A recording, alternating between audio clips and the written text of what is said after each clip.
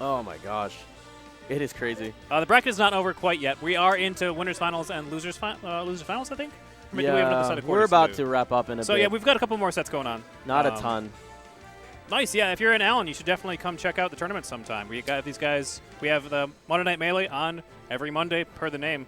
Appreciate the love for the shirt, man. I buy all my shirts at cons. So like I go to Dallas Comic Con or I go to QuakeCon, anything like that, and I just buy a bunch of shirts there. I stock up. Yo. I go hard, dude. My first con, I think I dropped like $300 on art. Jesus. Yeah, dude. There's a lot of cool art and a lot of cons. It's a lot. Dude, I saved money. I could have painted my walls. I could have painted my walls in my house. Instead, I just covered in good art. Looks like we're going to get right into the game, though. Losers Quarters going on. I think this is winners finals, actually. Hamyojo versus Pit. I think this music is, like, pretty dope. Don't get it twisted, but this is what we're used to hearing. All right. So let's talk about this matchup. Things to keep in mind. Peach is light. Yep. She's floaty. Off of Dare, generally Sheik can just do down throw. Oh, sorry, off of down throw. Sheik generally gets to follow up with Fair right after. Yeah. Usually it's somewhere into around the ballpark of like 40-ish, something like that.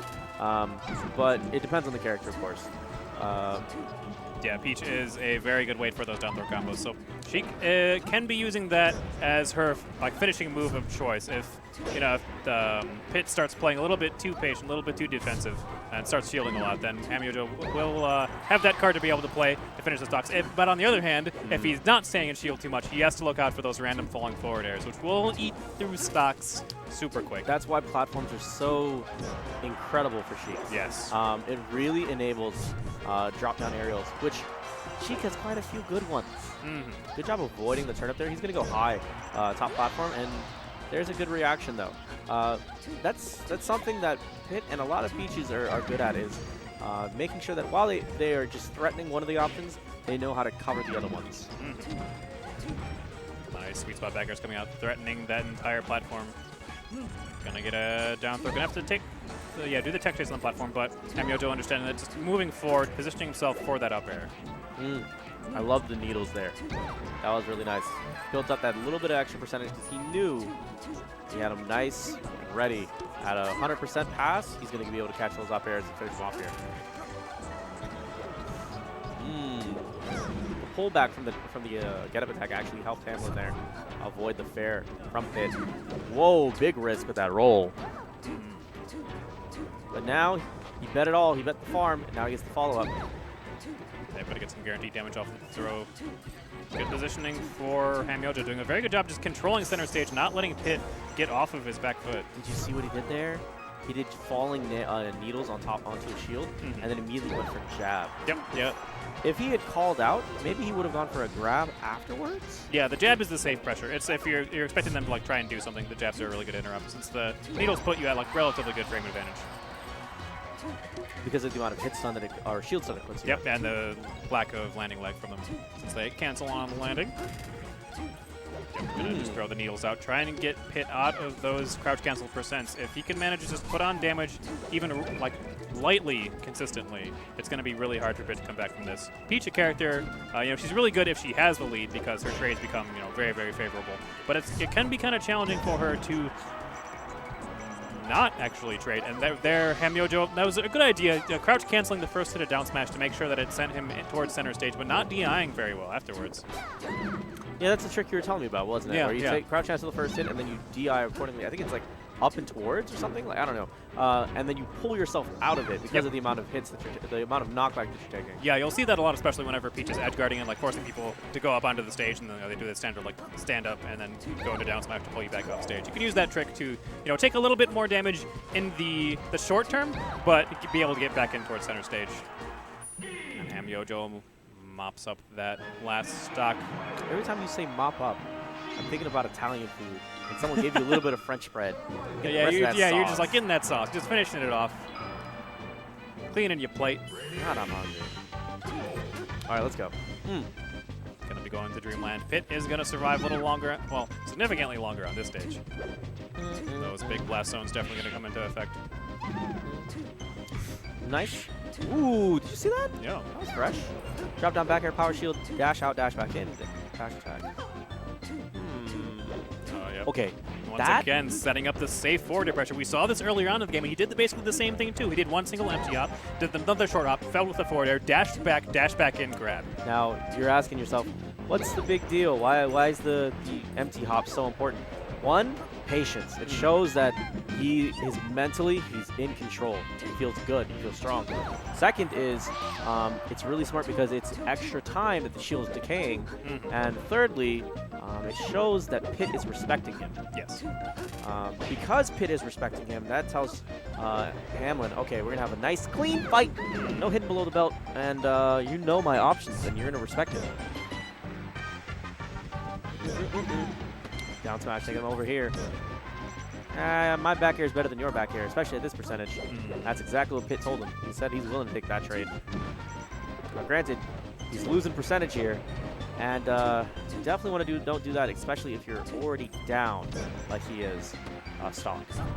But yeah, the hamyojo is managing to survive all these trades. You know, that's the only thing that really matters at this point in time is when Pit can manage to take the stock off, and if he does manage to keep on trading and surviving, it's actually going to be trades in hamyojo's favor because now 81% on the board, going to get a little bit of combo off of this. Now here's the thing that Hamlin's doing that's so smart is that the dash away and the dash back in after fair is great because punishes directly what Pitt's been doing for 3 times now, which is, okay, I'm just going to go for grab, shield grab, right? Yeah. You move back out of the range of shield grab. Even if they spot dodge, they spot dodge instantly, then you run back in and you still scoop them up. So it's pretty difficult to slip out of that situation. No, that's that's Hamlin going to second layer reveal me. Now the third layer reveal me would be if Pitt sees that and says, oh, you're going to dash away. That's cool. I'm going to jump. I'm going to float out of shield. Yeah, that would be the proper response. And then I'm going to mess you up with some of these awesome aerials that have little to no landing lag. No. Oh, he's got a bomb. No. Oh, gosh. Oh, a little bit too close for that bomb. That bomb explosion will actually be able to hurt Peach. Can I get some turbines in chat, please? All right, let's go. Venus Serena Williams right now. Okay. Ooh, very nice placement on the turnip. Exactly where hamyojo wanted to jump at. Good position though for Hamlin. He does have center stage, but Pitt does manage to find the dash dance, dash attack. This is kind of weird. This is an odd percentage. Because now Sheik's F tilt has unlocked. I think a lot of this has been hamyojo threatening Pitt so well. I mean, what the Peach doesn't really have anything that's really that threatening from above, right? Dares, they don't do significant knockback. So what? You take a couple percentage, no big deal. Yeah. But if you trade with fair, that hurts. Exactly. That recovery gonna be pretty easy for Pitt to react to. He's gonna go high. Yeah. Oh, okay, interesting. Does not do the crouch cancel trick there. Does the swap to Zelda. Does manage to get him a little tight. That time, Pitt actually electing to go for the neutral air. Okay. Correct me if I'm wrong. He swapped to Zelda. Yep. So he could fast fall less quickly. Yeah. Reserved his jump after he transformed back. Double jump and then up B. Yep. Yeah, just because Zelda falls so much slower than Sheik, you can still use that to gain a little bit of height. Because you get more horizontal distance, more bang for your buck, so to speak. Yeah. Take note, Sheik players. Take note. Down throw, up air? No. No. He guessed wrong in terms of the location. That was actually really tricky from DI from Pitt, though. Because oftentimes, you DI not at all, you DI full away, or you DI full in. That one was just a little bit in. So finding the exact angle that you need to put the up air at can be a little tricky in situations like that. Hit the pump with the brakes, tries to drop down fair. There it is on shield. And immediately went for the jab after, but no grab. Pitt on the offensive. Hold stage control. This is dead even, guys. I know it says a little bit of percentage difference. That means nothing here. Percentage can be built up so easy between two. Avoiding the stitch. Ooh, there's the down smash. See, that's what punishes. That was another stitch. This man is getting incredibly lucky. Look, here's the thing. Previous times, we keep talking about Hamlin rolling, and we keep wincing. The reason why is what you saw what happened twice there, back to back, down smash. Yes. Massive problem. He's going to get punished again. Rinse, repeat. Hamlin is going to need to throw some variance in here. Otherwise, that's going to happen. Yep.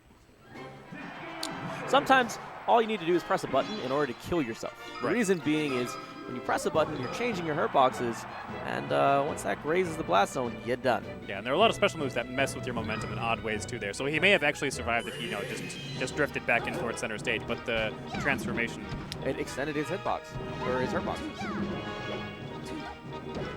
Drop down fair, F tilt fair. Oof. God, that was good. Yep, Look at nice the quick percentage. three-piece. Three-piece. KFC. 2 legs and a thigh. Look at gravy whip. Okay, follows up with the up air. There's the F tilt yet again for the anti-air. He didn't think about it that time, though. I felt like it was a bit more obvious there. I mean, here's the needles, though. Now, you've taught me, if you can, you want to needle whenever you're aerial. Yes, Yeah. needles are an extremely safe option. They're not as applicable as Falco lasers because you can't you have to set up the angles for them first. Right. But they are as safe.